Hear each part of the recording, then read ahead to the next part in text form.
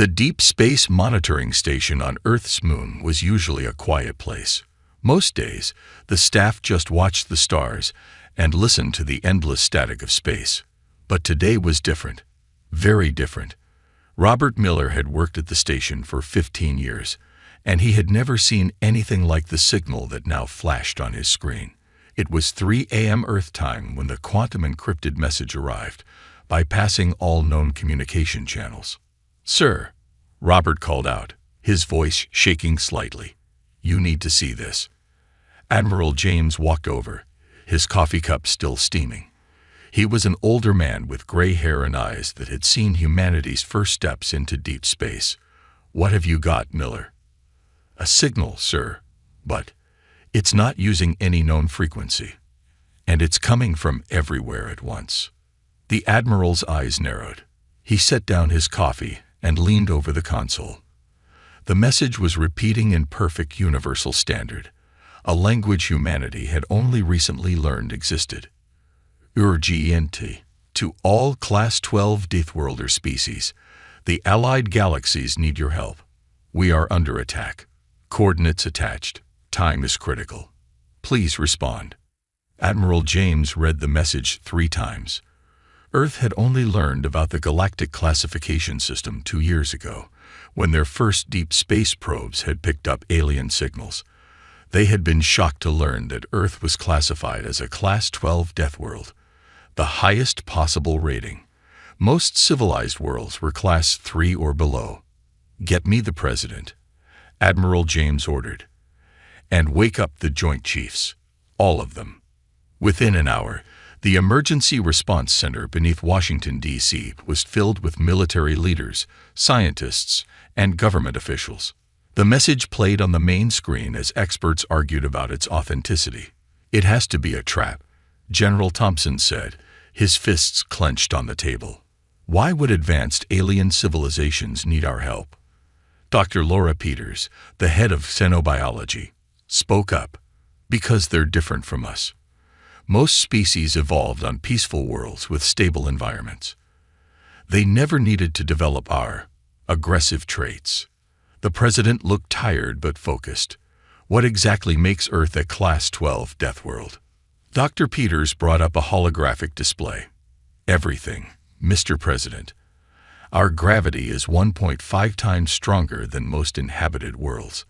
Our atmosphere is thick with oxygen, making fires common. We have extreme temperature variations, natural disasters, and more apex predators than any known inhabited planet. Simply put, we're space orcs." The room fell quiet as more data poured in through the quantum channel. Images and videos showed entire solar systems being stripped of resources by what looked like massive insect-like ships moving in perfect synchronization.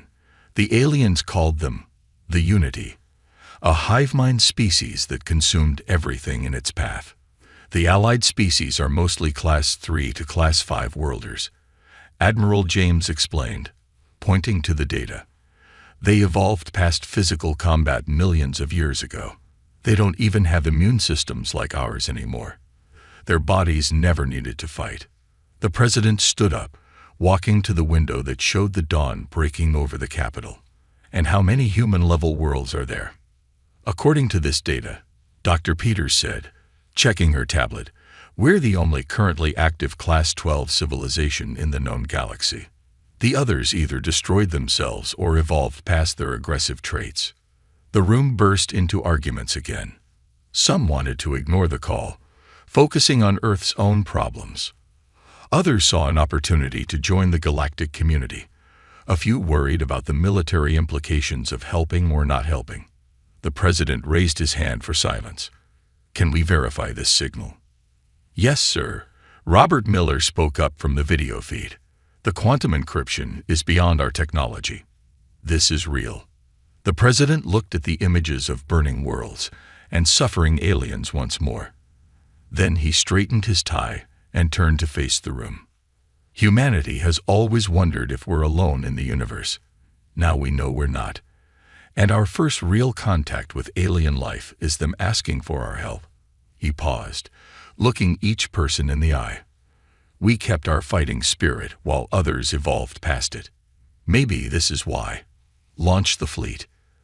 Admiral James nodded, already reaching for his phone. Across the planet, mothballed warships would soon roar back to life. Humanity was going to war among the stars, not as conquerors, but as protectors. The universe had called for help. The Deathworlders would answer. The massive hangar doors hadn't opened in 15 years. They groaned in protest as sunlight poured in for the first time since the Third Solar War. Inside, rows of battleships stretched as far as the eye could see, their dark hulls covered in dust. Captain Marcus stood at the entrance, his breath visible in the cold mountain air. The underground fleet base in Colorado had been his first posting as a young officer. Now he was back, but everything was different. Status report, he called out to his team. Sir, we've got power flowing to all 30 main vessels, Lieutenant Roy reported, checking his tablet. Life support systems are online. But he hesitated. Speak freely, Lieutenant. Sir, these ships are old. They're kinetic weapon platforms, railguns, and mass drivers. The aliens we're going to help probably have energy weapons that make these look like slingshots. Captain Marcus smiled. Maybe. But sometimes old ways work best. Get them ready. Teams of engineers swarmed over the ships like ants, replacing power cores and checking weapon systems. The HFY Terminus, Marcus's flagship, was the largest vessel in the fleet. Its main gun could accelerate a 20-ton tungsten rod to 30% of light speed, enough to crack a small moon. In the command center, Marcus watched the preparation feeds. Every major military base on Earth was doing the same thing, awakening sleeping giants of war. The ships had been built during humanity's darkest hour, when they thought they might have to fight for survival in the solar system. Now they would fight for survival in the galaxy. Captain, a voice called from the door. Dr. Peters from Xenobiology walked in, carrying a stack of data tablets. We've analyzed more of the alien transmissions. You need to see this.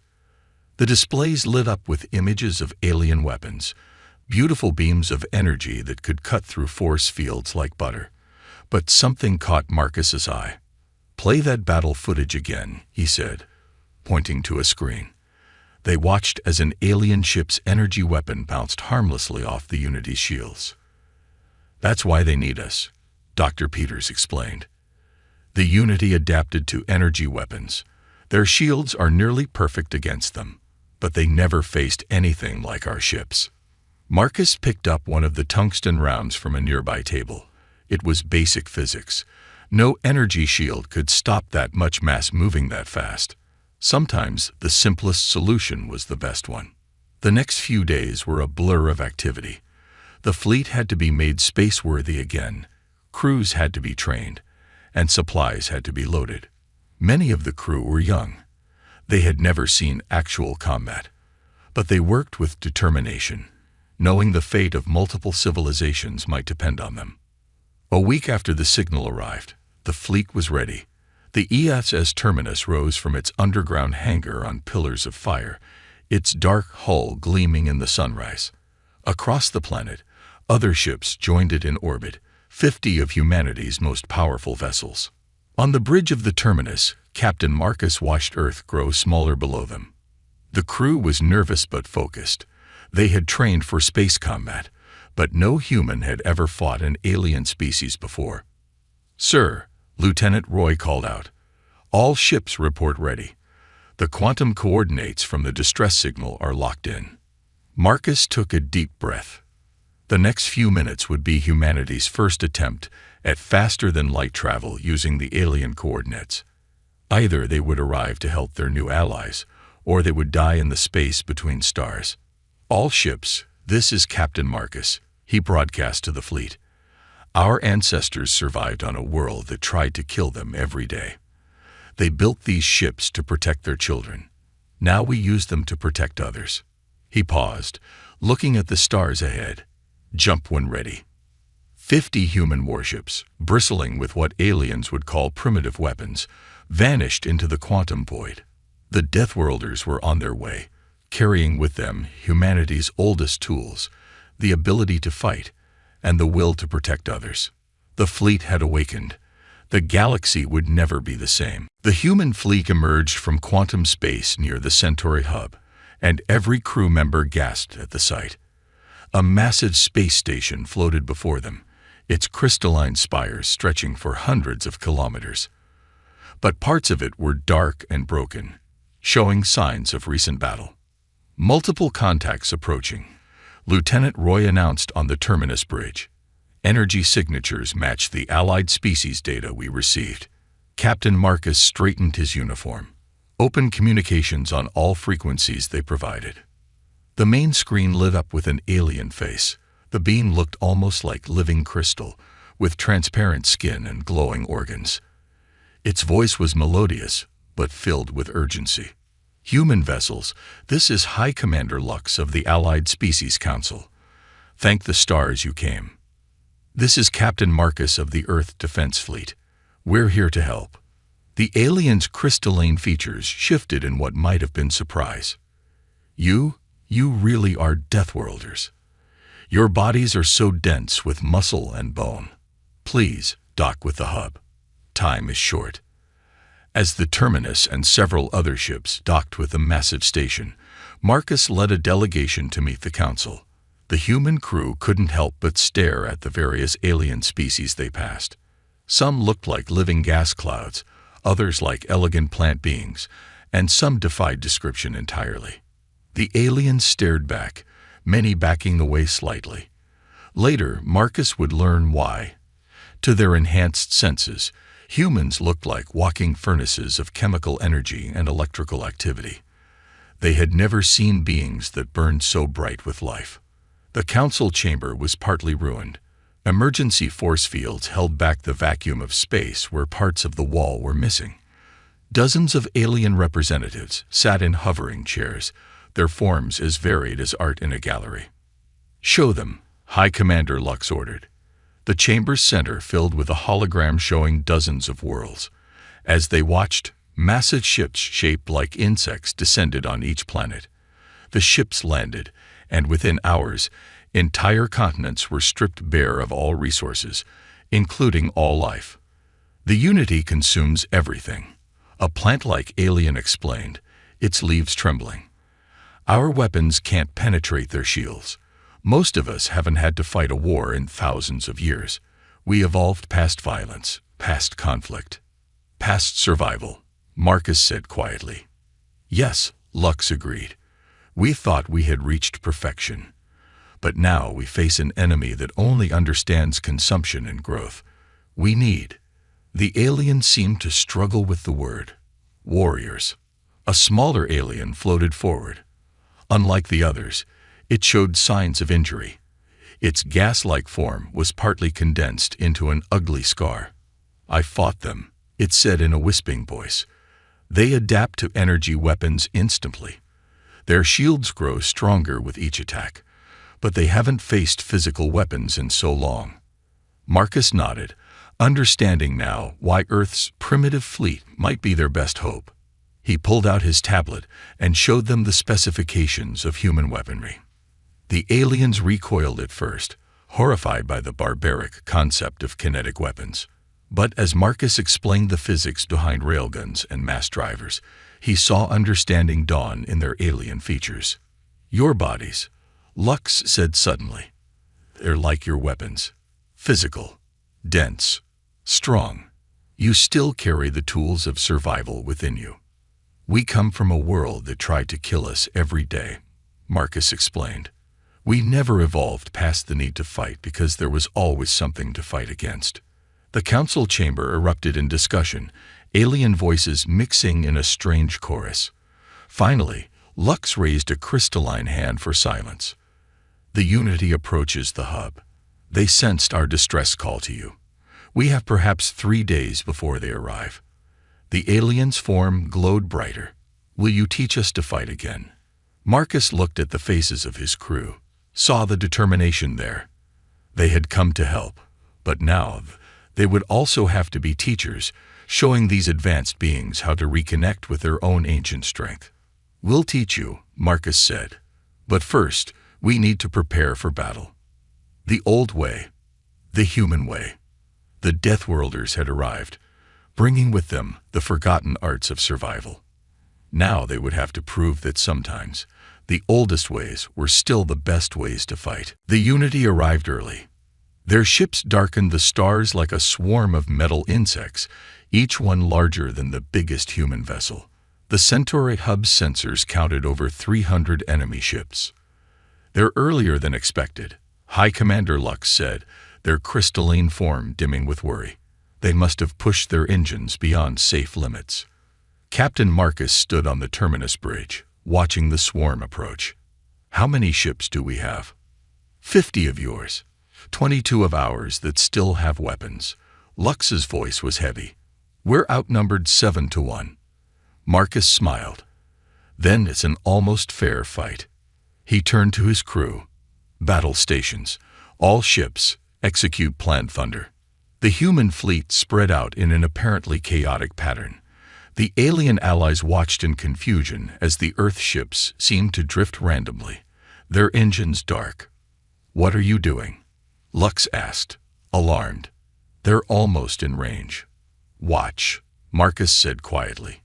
The Unity ships moved forward in perfect formation, their energy weapons charging. Green beams of light lashed out, but the scattered human ships were hard to hit. Then Marcus gave the order. "All ships, fire Solution Alpha." 50 railguns fired simultaneously. 100-ton tungsten rods accelerated to near-light speed, their paths crossing in a complex web designed by Lieutenant Emma's new targeting computer. The Unity shields, perfected against energy weapons over countless battles, had no answer for simple physics. 20 enemy ships exploded in the first volley. "Again," Marcus ordered. "Solution Beta." Another volley, another pattern. 15 more Unity ships destroyed. The swarm's perfect formation broke for the first time, trying to adapt to this primitive attack they had never faced. "Their shields are changing," Lieutenant Roy called out. "They're trying to create physical barriers." Marcus nodded, just as we expected. "Lieutenant Emma, execute Phase 2. The human fleet's apparently random positioning suddenly made sense. They had arranged themselves in a three-dimensional net. As the Unity ships moved to escape the railgun fire, they flew right into pre-calculated killing zones. "All ships, fire at will," Marcus commanded. "Show them why Deathworlders never stopped building weapons." The space around the Centauri hub turned into a light show. Unity energy beams splashed harmlessly against newly developed human shields, while physical projectiles tore through the enemy fleet. The alien allies watched in awe as humanity's primitive weapons proved devastatingly effective. But the Unity was learning. Their ships began to move erratically, making targeting harder. Their new physical shields could deflect some of the smaller rounds. "They're adapting," Lux warned, "just as they always do." "Good thing we planned for that," Marcus replied. "Lieutenant Emma, show them your surprise." Emma's voice was calm as she activated her new weapon, launching gravity mines. Small pods shot out from the human ships, looking harmless compared to the massive railgun rounds.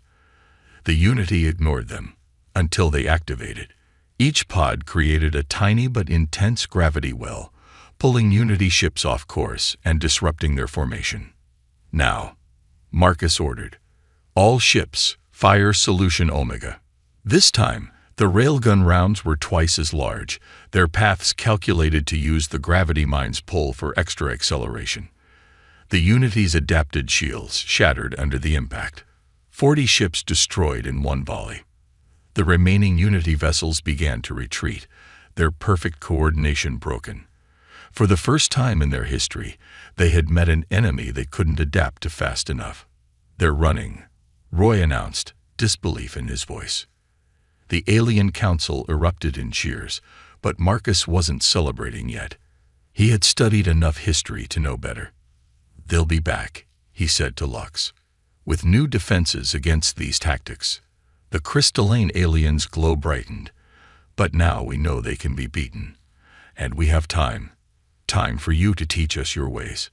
Marcus looked at the battlefield, where pieces of Unity ships drifted like broken insects. Humanity's primitive weapons had won the day. But this was just the beginning. Send word to Earth, he ordered. Tell them to send the training fleet.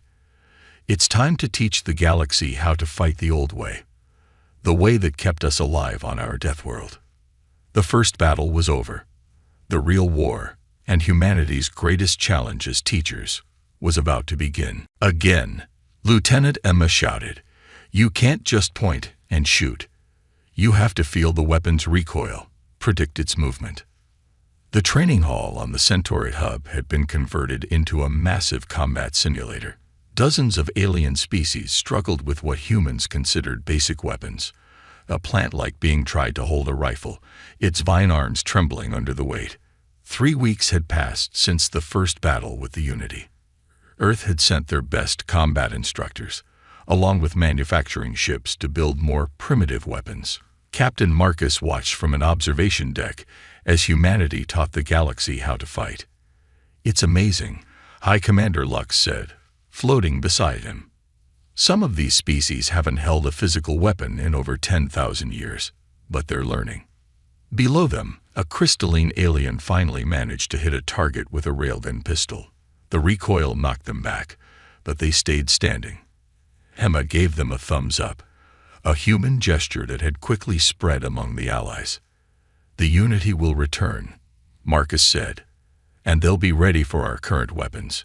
We need to wake up the fighting spirit in your people before that happens." In another part of the hub, human engineers were teaching alien technicians how to build simple but effective weapons. The aliens were shocked by how easy it was to accelerate a piece of metal to deadly speeds. Their own technology had become so advanced that they'd forgotten the basics. "Watch this," Marcus said, pointing to a new group entering the training hall. The gas cloud aliens, who had seemed least suited for physical combat, had made an unexpected breakthrough.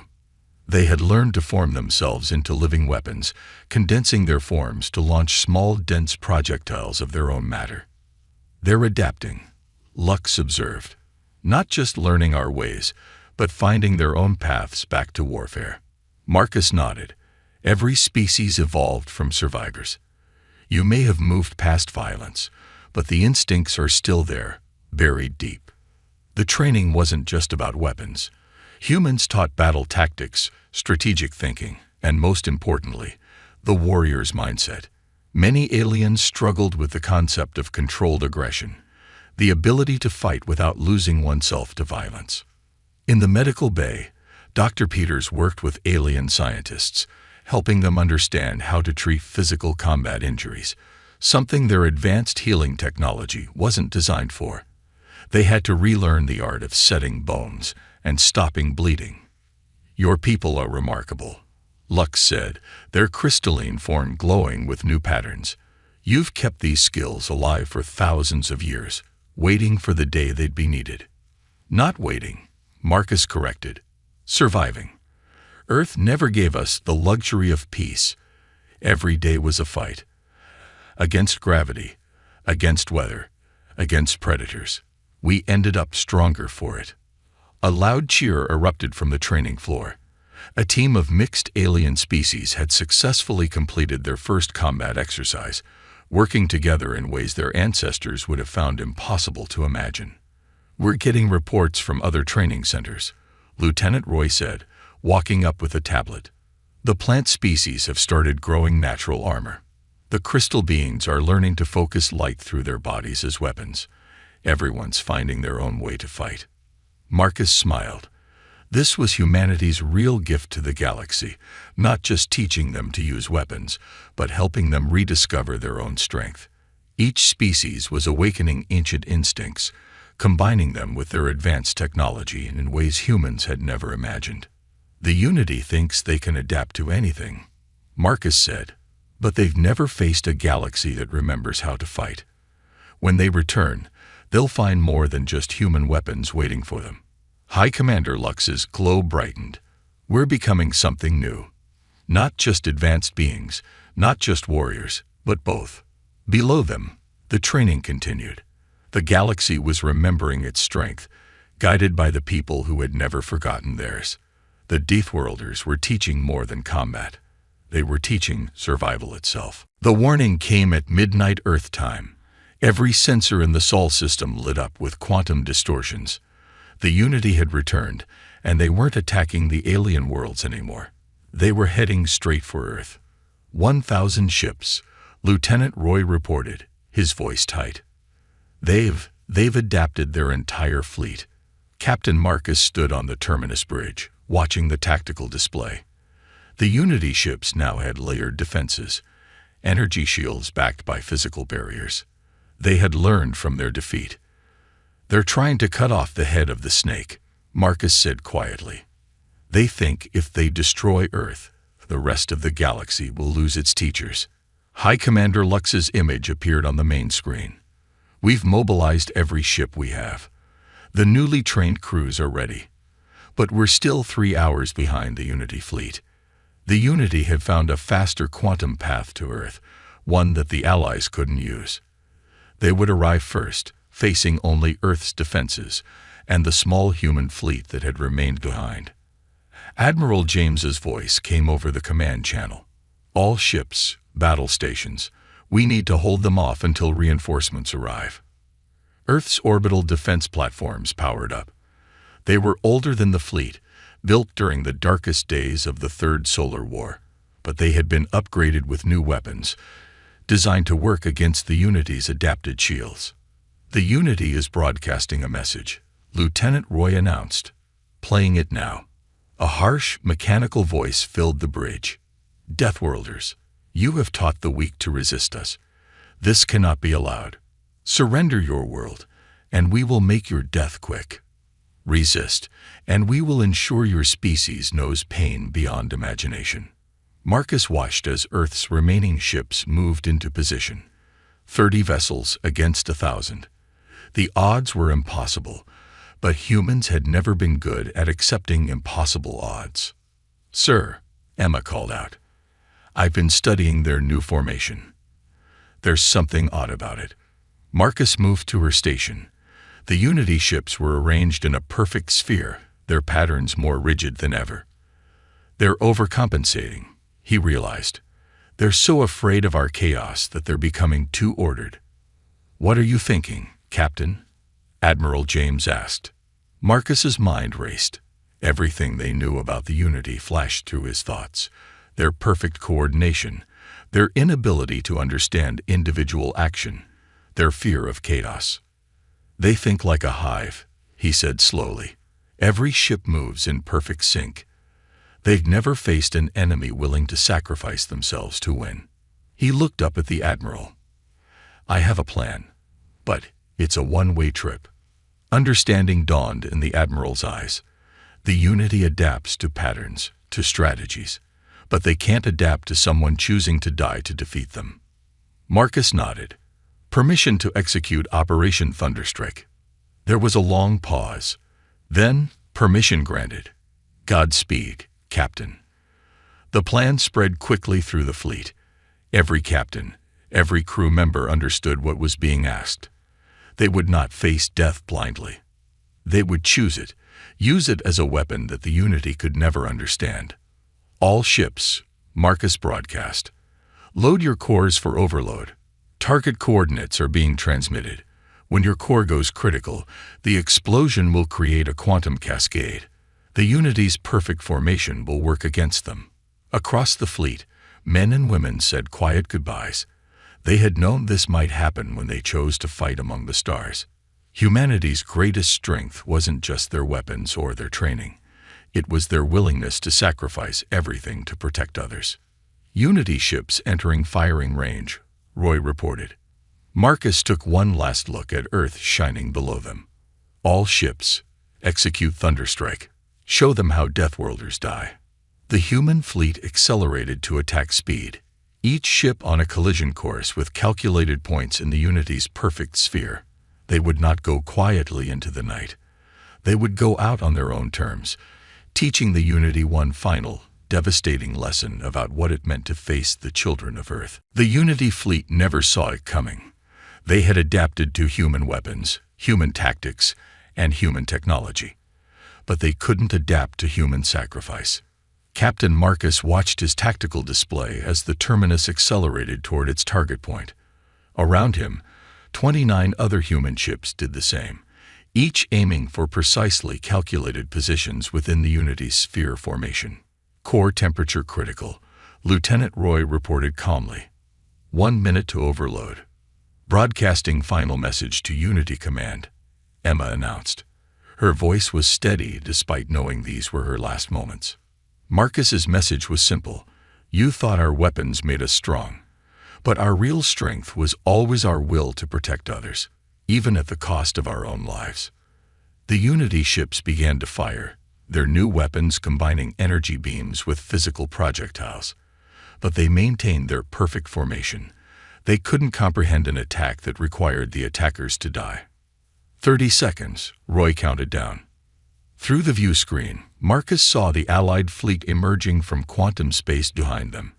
Thousands of ships crewed by newly trained warriors. They were too far to help, but close enough to witness humanity's final lesson to the galaxy. 10 seconds, Roy said. Marcus stood from his captain's chair. It has been an honor, he told his crew. 5 seconds. High Commander Lux's voice came through one last time. We will remember.